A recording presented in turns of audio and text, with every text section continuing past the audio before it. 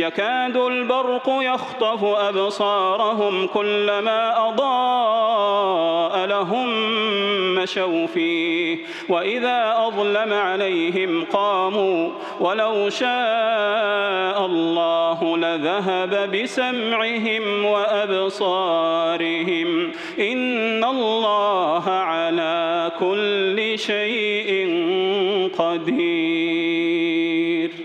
يا أيها الناس اعبدوا ربكم الذي خلقكم والذين من قبلكم لعلكم تتقون الذي جعل لكم الأرض فراشا والسماء بناء وأنزل من السماء ماء فأخرج به من الثمرات رزقا لكم فلا تجعلوا لله أندادا وأنتم تعلمون.